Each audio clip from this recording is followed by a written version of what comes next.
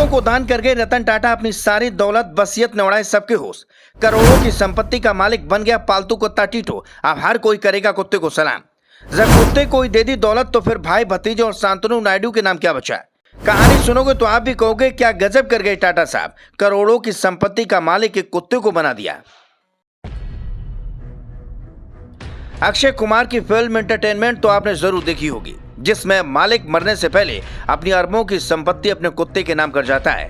अब कुछ ऐसा ही हकीकत की दुनिया में देखने को मिल रहा है, क्योंकि दुनिया के सबसे बड़े उद्योगपतियों में से एक रतन टाटा ने अपने निधन से पहले अपनी दौलत पालतू कुत्ते टीटो के नाम कर दी, जिसका वसीयतनामा अब तेजी से वायरल हो रहा है। मतलब ये कि अब उनका पालतू कुत्ता करोड़ों की संपत्ति का मालिक है। लेकिन सवाल ये कि उन्होंने ऐसा क्यों किया? क्या सारी दौलत कुत्ते के नाम कर दी या फिर कुछ भाई भतीजों के नाम भी छोड़ गए? चलिए विस्तार से समझते हैं। मशहूर उद्योगपति रतन टाटा का कुछ दिन पहले निधन हो गया था। 9 अक्टूबर को 86 साल की उम्र में उन्होंने मुंबई में आखिरी सांस ली। दुनिया जानती है कि जीवन भर अत्यंत सरल सीधा और जीवन जीने वाले रतन टाटा बहुत उदार थे और जाते जाते भी उन्होंने उदार स्वभाव दिखाया। बता दें, रतन टाटा के निधन के बाद अब उनका डेथ सर्टिफिकेट सामने आ चुका है और इसमें उन्होंने खास जिक्र किया है।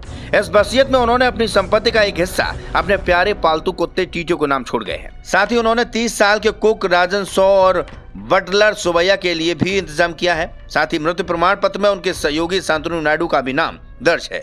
एक रिपोर्ट के मुताबिक रतन टाटा की निजी संपत्ति करीब 10,000 करोड़ रुपए की गई। वसीयत में टाटा का नाम उनके भाई जिमी टाटा, उनकी सौतेली बहनों सिरीन और दीना जिहाब के नाम दर्ज भी किया गया है। एक हिस्सा उनके लिए भी रखा गया है, जबकि शेष संपत्ति का अधिकांश हिस्सा उनकी अपनी नींव को रखा गया। यह टाटा परिवार की परंपरा है। बता दें, रतन टाटा का कुत्तों के प्रति प्रेम जग जाहिर है।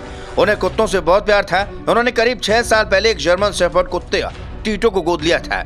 इसका नाम भी उन्होंने अपने पुराने कुत्ते टीटो के नाम पर ही रखा।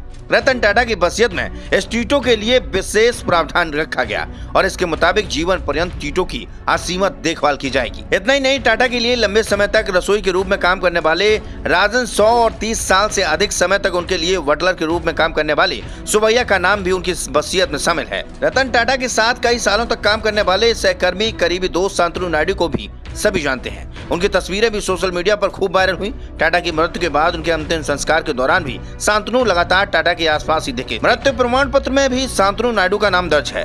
शांतनु के स्टार्टअप गुड फेलो में रतन टाटा की साझेदारी अब खत्म हो गई है। इतना ही नहीं, शांतनु द्वारा विदेश में पढ़ाई के लिए लिया गया कर्जा भी माफ कर दिया गया। इसके अलावा रतन टाटा की संपत्ति का ज्यादा हिस्सा टाटा सन्स और टाटा ग्रुप को दिया गया। इन दोनों कंपनियों की अन्य अलग अलग कंपनियों में हिस्सेदारी है। खैर, वसीयत में कुत्ते का नाम देख हर कोई हैरान है।